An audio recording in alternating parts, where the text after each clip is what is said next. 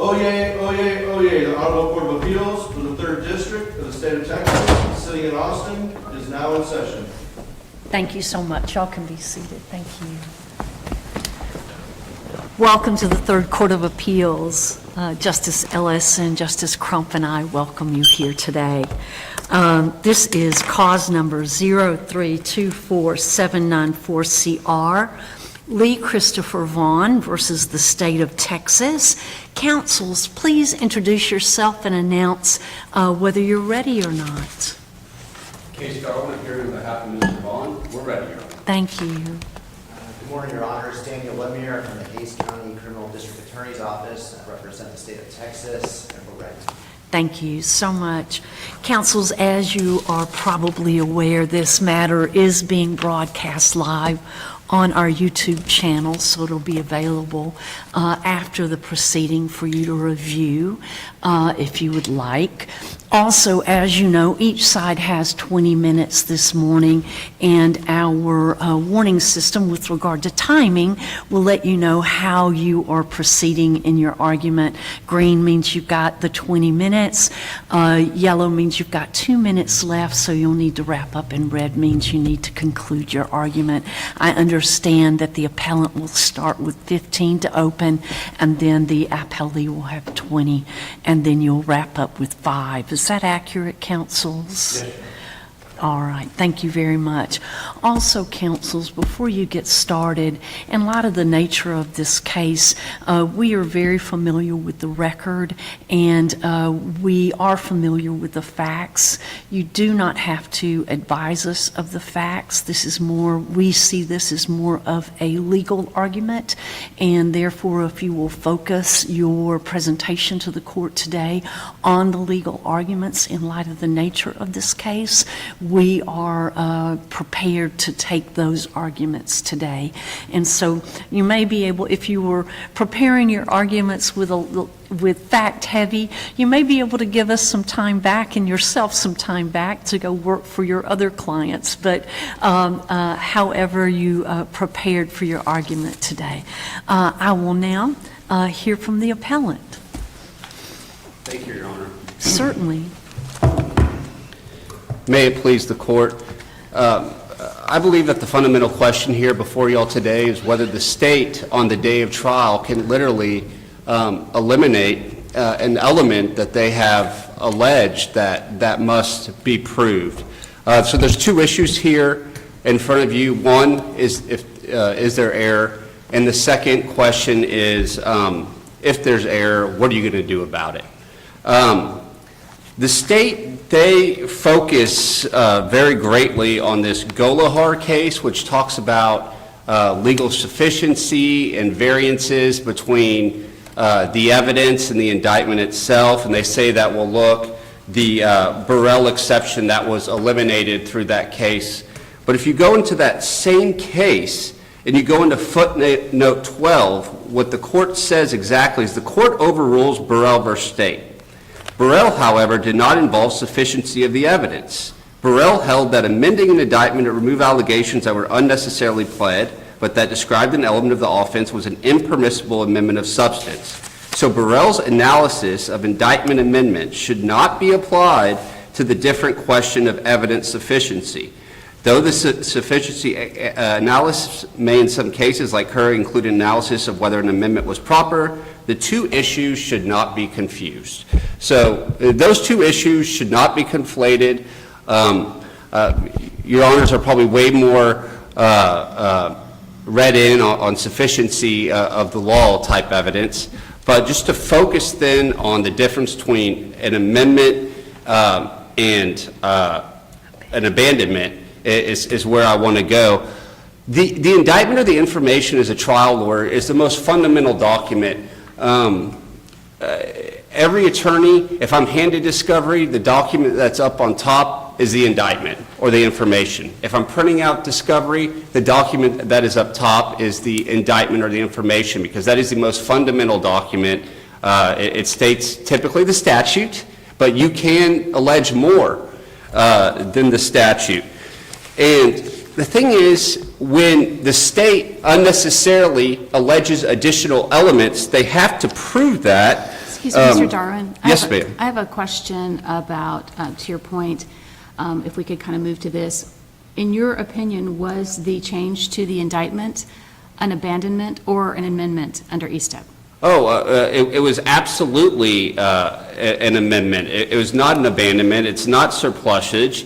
To intentionally or knowingly displaying of harmful material, that's intentionally or knowingly is a mens rea. That is an element in and of itself. In Chavez v. State, 843 Southwest 2nd, 586, that is a Texas Court of Criminal Appeals case, good law. It says the state must prove any additional elements placed into the indictment. And in that same case, they actually, basically, Judge Baird, in the concurring opinion in that case, basically lays out that the Burrell exception literally is pretty much that. That if the state is going to put additional elements into the indictment or the information, it's got to be proven. You know, I once had a case, to answer your question, violation of protective order. Now, violation of protective order, when I was a younger attorney, it was a misdemeanor. It doesn't have a mens rea requirement for se as typically is involved. You just have to know that there is a protective order. So you don't have to intentionally or knowingly violate the protective order. You have to know the protective order.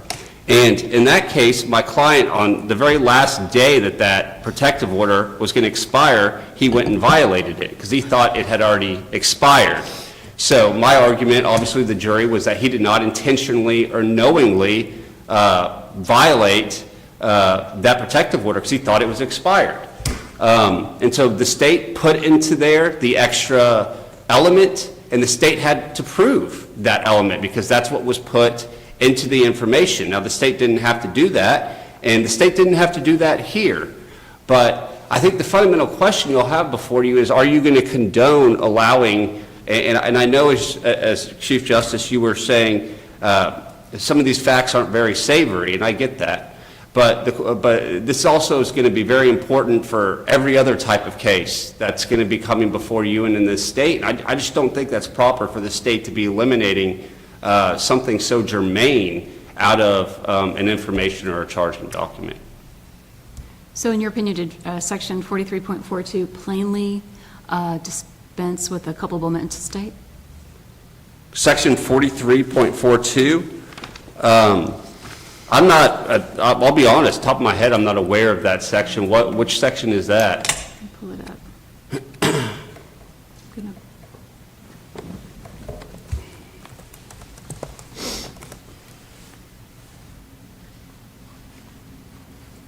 Keep, Oh, you're talking about the statute in and of itself. Right. Exactly. Yeah, Without because going into the language sorry. of it, the displaying of the material. Yeah, it does have that, you know the material is harmful, but there's a difference between knowing a material is harmful and intentionally or knowingly displaying harmful material. Take my client, in this case, and the fact actually goes directly to this. He allegedly took a young person and was trying to buy Playgirl magazines and went to 5 gas stations. Now, those gas stations are displaying Playgirl magazines. They weren't in this case, but they can. Now, you know that material is harmful if you are doing that. Or are you intentionally or knowingly displaying harmful material? The answer to that is no, because you have it, I presume, covered some way that minors will not have access to that. So now they didn't have to plead it that way, but they did, and that directly fed into my client's defense, who his whole defense was this was done for educational purposes. So he didn't intentionally or knowingly display harmful material because, in his opinion, it wasn't viewed to be that way. That would be the difference, I would say, between those two signatures to your question, and that kind of fit in with my violation of the protective order example, because you are right, there is sort of already a particular mental element that is placed into that statute, not your typical mental element. One thing that I do want to be clear upon is what are you going to do about it? having prepared for this oral argument and done more research, I agree that if you do find error, I would concede to the court that it's not automatically reversible, because they put in the harmless error standard, and from what my research generated, the only thing at this point that might be automatically reversible is a structural error, if the U.S. Supreme Court has stated that something is structural. And I concede that in this context, the U.S. Supreme Court hasn't gone to the level of saying it was structural. So there will be a statutory analysis out of 2810, which substantially prejudices the right of somebody. And that's kind of in the statute that sort of tracks the harmless error statute. But I do not see ever, and I'm not saying per se, but pretty close, how I respectfully submit, I don't know if this court wants to be putting law out there that the state can just eliminate an unnecessary element that they've already pled literally on the day of trial, when everybody's prepared for their case and is sitting there. You walk into trial, you've prepped for that trial, and that was actually the fundamental defense. Was it used for educational purposes? And I get that's an affirmative defense, which a defendant has to prove. But what happened here was essentially burden shifting, because the difference between intentionally or knowingly displaying harmful material is something the state had to prove beyond a reasonable doubt. And here, when that was eliminated, that transferred that over to the defense having to prove as an affirmative defense whether it was done for educational purposes or not. But how did it transfer anything? You still had to prove your affirmative defense, whether or not the state was able to prove eliminating the one element about intentional or knowingly. They still had to prove that your client displayed harmful material. They still had to prove that beyond a reasonable doubt. That was their burden. If they proved that, you still had a preponderance of the evidence to prove your affirmative defense. That never went away. You always had that burden, so it didn't really shift anything. You always had that burden. Isn't that true? That burden was always there. 100% what you're saying is true, but if I was trying the case, I'd have been arguing both, and I would have been hammering more on the intentionally or knowingly element, because the state would have had to disprove that beyond a reasonable doubt, which is a higher standard. So that's where I submit that the harm is coming in.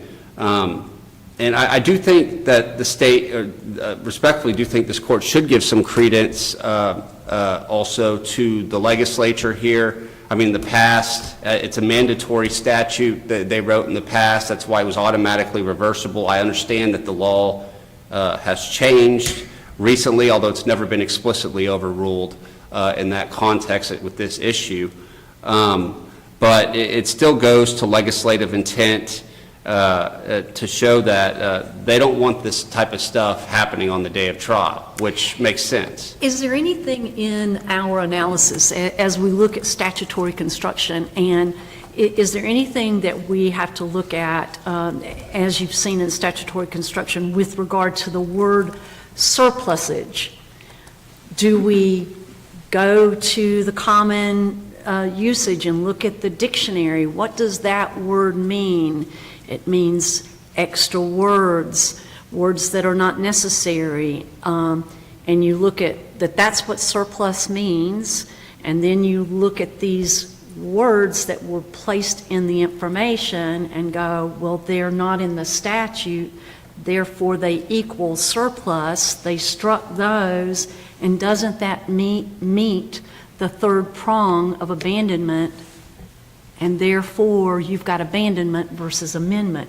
Isn't that the way typical appellate courts look at how you construe things and what was intended in analyzing how we're supposed to determine what the legislature meant as we analyze whether it's an amendment versus an abandonment. Just go to the common usage of surplusage. Well, yeah, I think you have to go back to Burrell. Is it legally descriptive of an element, the quote surplusage or additional information? And here it is. Surplusage, in my opinion, is more like,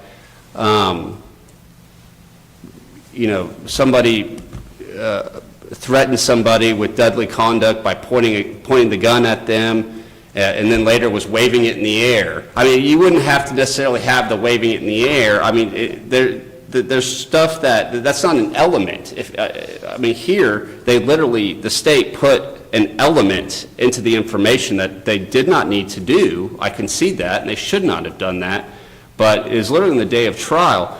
And I was thinking, too, I'd have to double check on this, but you have motions to quash, for example, from the defense side.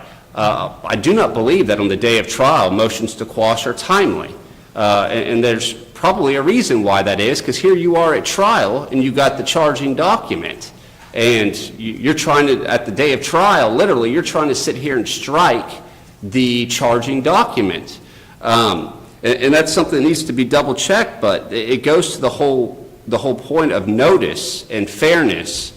And on the day of trial. Is there anything to the fact that the trial counsel did not seek a continuance at all of the 10 days or anything to pause the trial to give your client 10 days notice? Is there anything at all there with regard to trial counsel's actions?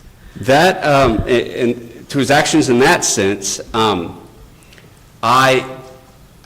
haven't seen that's necessary to preserve error. I do know with motions to continue, missing witnesses or something like that, there are some areas of the law where you do have to request and file a sworn motion to continue to preserve error, but I haven't seen that in this sort of context, and his objection was overruled.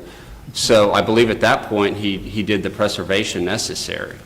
Mr. Darwin, our sister courts have gone 3 different directions in kind of determining whether or not the removal of language is surplusage or material to the churches. And, we're kind of trying to figure out through your oral argument, which path are you suggesting that we follow? Which path in terms of which courts of appeals got it right? In terms of reviewing something of this nature, or do you not believe that there's been anything that is right on point? And I know your time is over, but please answer the question if you can. I'm not so sure that there's anything right on point other than the Golihar case.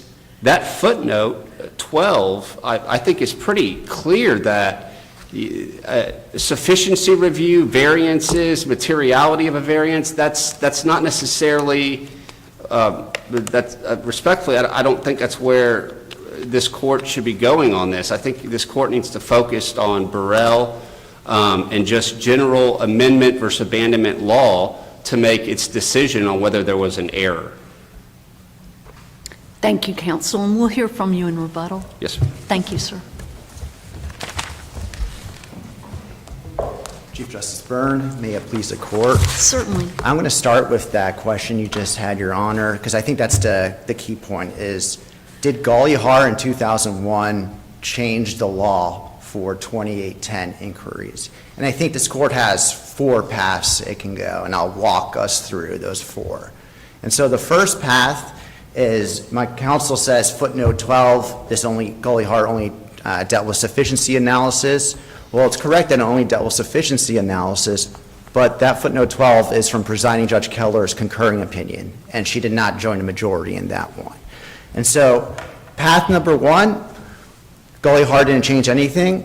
If that's the case, the state concedes its error because the Burrell exception will still be alive, and tracking with McDonald, a 1940 case where the state added gross to gross negligence, and Burrell where the state added with the malice aforethought, the state adding this unnecessary mens rea of intentionally and knowingly, that would be error with that case law. And then the inquiry would become, after its error, whether it's harm. And counsel was briefly talking about this, that the 1990 Sedipo case said it was mandatory reversal, but the Court of Criminal Appeals 10 years later in Wright versus State implicitly overruled Sedipo because it was faced with a 2010 error, and the Court of Criminal Appeals found no harm.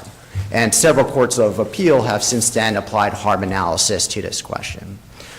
The second path is what this court took in Hoseger, the non-published case from 2015, and what the Waco court took in Alston. There, the court said, Gully Har overruled the Burrell exception, and the question we're going to ask ourselves is, was this language legally essential to the offense? And basically saying, hey, we're just going to say if it's surplusage, you can strike it, no error. Now, the fundamental issue with that problem is it cherry picks from the majority opinion from Gully Har, because the courts basically say the Burrell exception is overruled, but it doesn't also continue and say, well, surplusage law in general was overruled as well. So there's a little tension there. The third path, which in the state's opinion is the soundest path for the law, is what the Texarkana Court of Appeals took in Briscoe. And there to say, well, Gully Har asked this question post-conviction. And the question we're going to ask is the variance material.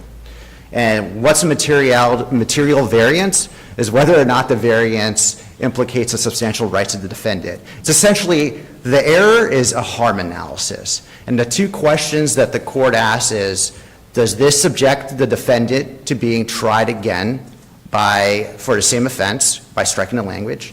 Or by striking the language, does this not allow the defendant to prepare an adequate defense? And so what the Waco court does is, forget about surplusage, we don't consider that anymore. But if the state strikes the language from the charging instrument, those two inquiries follow. Does the defendant face potential being charged again for the same type of offense and for the same fact pattern? Or does this no longer provide adequate notice for the defendant to prepare an adequate defense? And so the Waco approach harmonizes pre-conviction and post-conviction jurisprudence, because if not, as the Texarkana court put, you can't remove the state's forbidden from striking information from the charging instrument, but guess what? An appellate court is going to just ignore that language anyways. So you're saying that at the time that you strike it, the defendant isn't quite sure whether or not on review what their remedy is going to be, because the appeals court is going to look at the whole case to see whether there's going to be harm. So at the time that it's happening, they've got to preserve everything. Correct. Expecting that, you know, they've got to dot their I's, cross their T's, with every objection, asking for continuance, asking for objections, asking for everything, because in the full look back of the entire record is only the time in which we're going to know whether there's harm. And Your Honor, for that is, if that's the case here, the defendant can object and say, which he did, but he can ask for a continuance, which he did not. The defendant can also say, hey, Your Honor, striking this language, this actually completely changes my defensive theory for trial. Time out. We can't go ahead right now. I need to talk with my client. There's no evidence in the record to suggest that happened today. That happened at the case. And secondly, in this specific case, it would not have changed any defensive theory. Because again, as appellant concedes, the issue for the defendant was whether or not he could prove his justification defense by preponderance of the evidence, whether or not he can explain to the jury that when he showed the videos, it was done for an educational purpose. And Can you dig deeper into that with regard to his argument about burden shifting? And that, you know, what you did, what you state did, shifted burdens to him? Yes, Your Honor. So I don't think there was any burden shifting at all.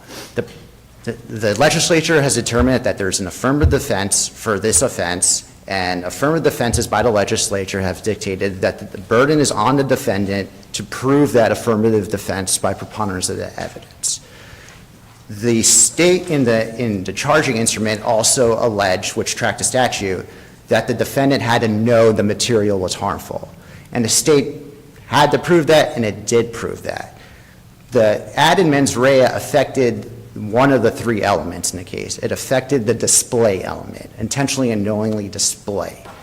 And even if that language were not stricken and the state still had to prove it, it did, because that was an issue that was never contested in trial. And the reason was that the defendant himself admitted to the detectives that he did, in fact, show these videos, and he was just justifying it to the detectives at the time, and then later at trial, that was done for the purposes of education, which is the affirmative defense. So I don't think there's any burden shifting at all by the removal of this intentionally and knowingly language to the display element, because that element was never in dispute. And then second, that even if the state did prove that, which we believe we did, the burden always remained on the defendant to show that the affirmative defense applied in this situation, and the jury did not buy that in this case. We discussed, though, any potential possibility of him being tried again for a different crime related to this based on the alteration of the charge. Yeah, and so the inquiry to look at that is appellate courts are allowed to review the whole record. And so it's not just looking at the charging instrument going forward and saying, hey, this language in the charging instrument doesn't necessarily match another potential offense.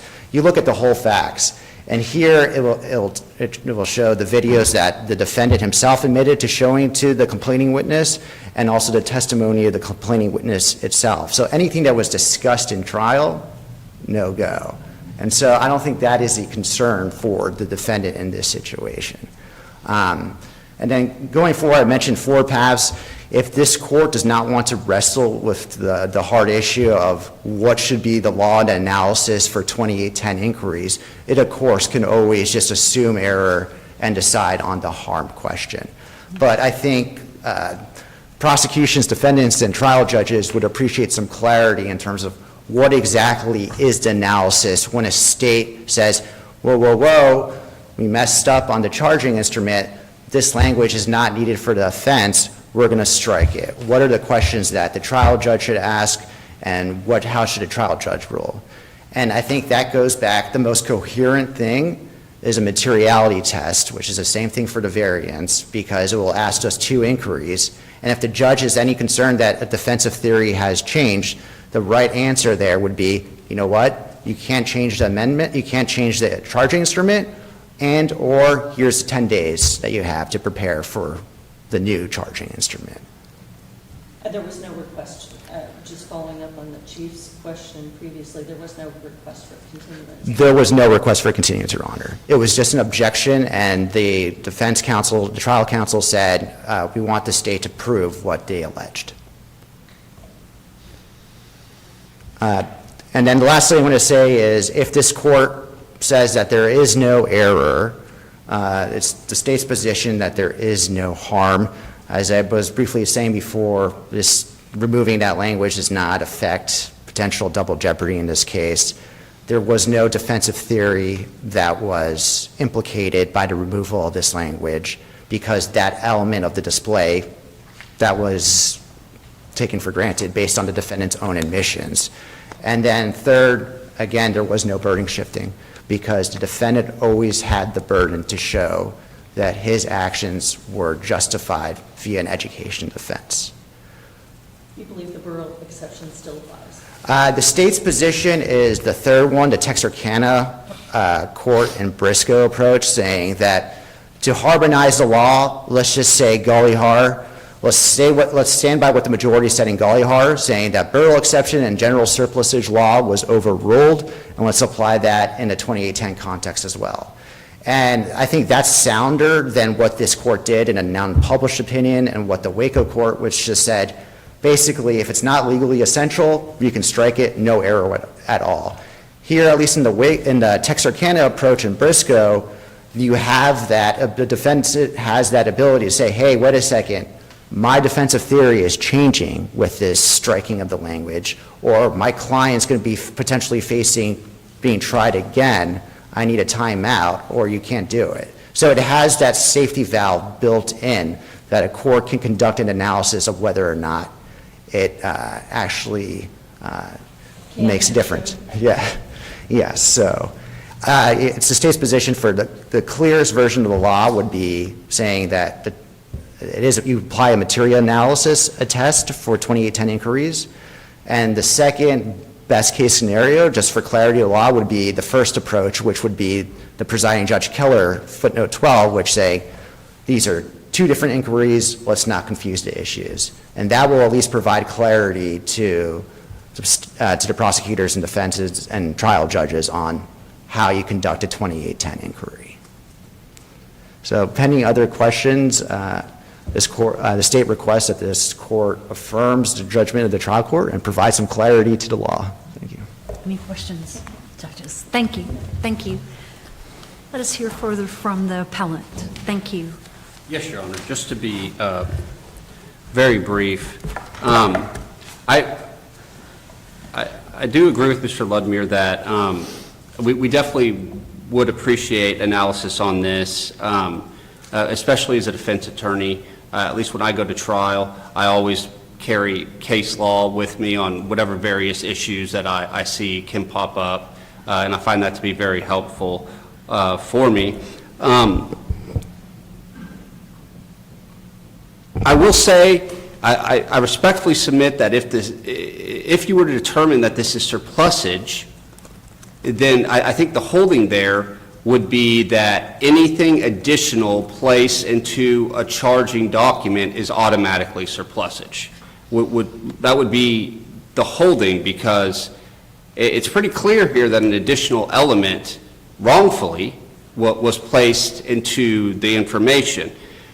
So I guess if that's the decision the court were to make there, the only way you would have an amendment is if it was to a real element in the statute that you decided to change. And I do not think that's the law. Even going through the Texarkana case that Mr. Ludmere is citing, and going into sufficiency analysis, the Texas Court of Criminal Appeals in Golihar made clear when you're doing that variance and sufficiency analysis, you actually have to do it to the hypothetically correct jury charge as is in the charging document. So if the charging document puts additional elements in there and you're doing a sufficiency review, you're going to have to then meet those elements that you placed, the state placed, into the charging document, even though they did so unnecessarily, which they 100% did here, no doubt. Based upon all of that, and just to also add about the defensive theory, it was pretty clear through the facts that my client's defensive theory was that this was done for educational purposes. That's what he said in his statement without counsel. That is also to what his wife testified about, that this was done for educational purposes. So based upon all that, the elimination of an element that was placed into the charging document, we are respectfully requesting that this court reverse the judgment. Thank you. Thank you, counsels, very much for the presentation. And this case will be submitted, and the court will stand in recess. Thank you very much.